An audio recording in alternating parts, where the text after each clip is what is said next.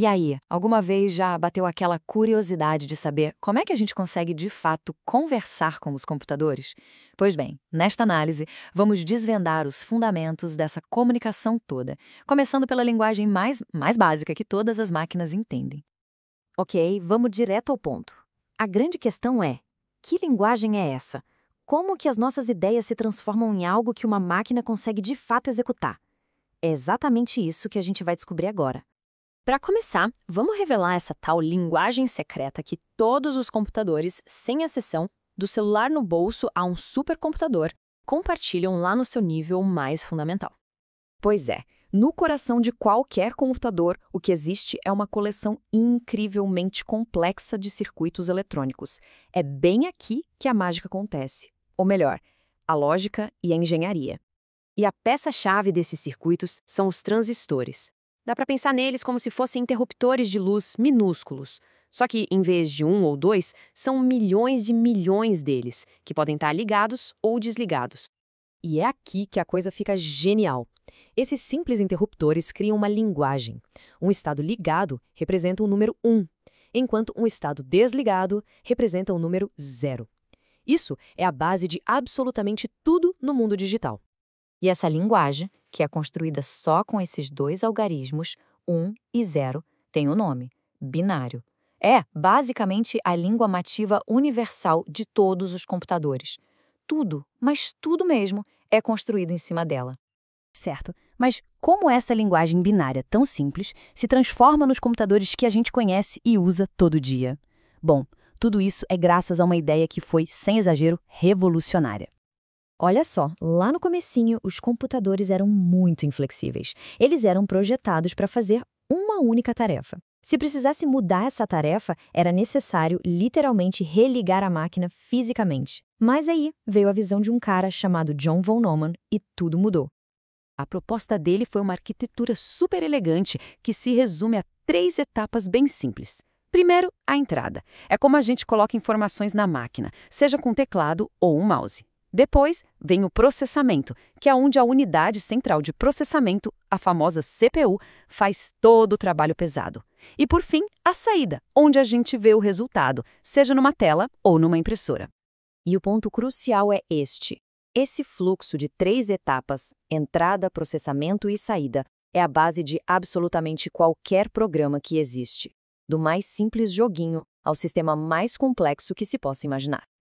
Agora que a teoria está clara, que tal ver esse projeto em ação?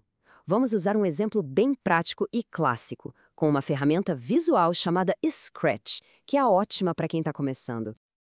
Esse aqui é o famoso Olá Mundo. A entrada é o clique na bandeira verde.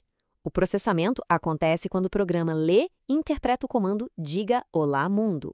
E a saída é o personagem mostrando a mensagem na tela. Simples, né?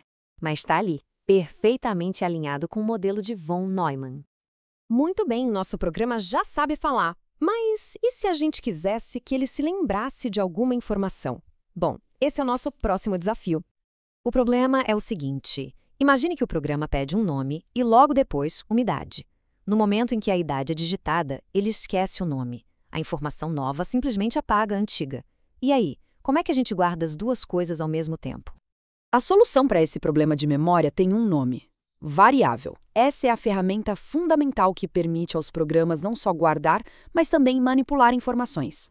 Para entender melhor, é só imaginar a memória do computador como uma rua bem comprida cheia de casas. Uma variável é como se a gente desse um nome para uma dessas casas, tipo casa do nome do usuário. Assim, a gente consegue guardar uma informação lá dentro e, o mais importante, achar ela de novo bem fácil. E isso aqui ilustra perfeitamente por que as variáveis são tão poderosas. Para o computador, aquilo é só um endereço numérico, algo como casa número 6552. Mas para um ser humano é muito mais fácil trabalhar com um nome que faz sentido, como nome_usuário. Certo, agora que os programas conseguem se lembrar de coisas usando variáveis, eles podem começar a fazer algo realmente útil com essas informações, como, por exemplo, fazer contas. E esse nos leva de volta para as origens da computação, porque lá no início, os computadores foram criados para ser, basicamente, máquinas de calcular incrivelmente rápidas e potentes. O processo para somar 2 números é assim. O programa pede um número e guarda na variável A. Depois, pede outro e guarda na variável B. Aí, ele soma o que está em A com o que está em B e guarda esse resultado numa nova variável chamada total. Por fim, ele mostra na tela o que está guardado em total. Cada passo usa as variáveis para armazenar e mexer nos dados.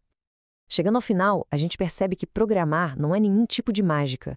Na verdade, é um processo bem lógico, construído em cima de alguns princípios fundamentais que são muito claros.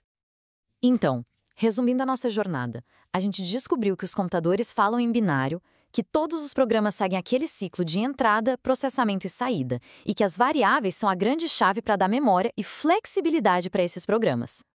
Com esses blocos de construção em mãos, a base da programação está desvendada. A questão que fica agora não é mais como isso funciona, mas sim o que pode ser construído com tudo isso.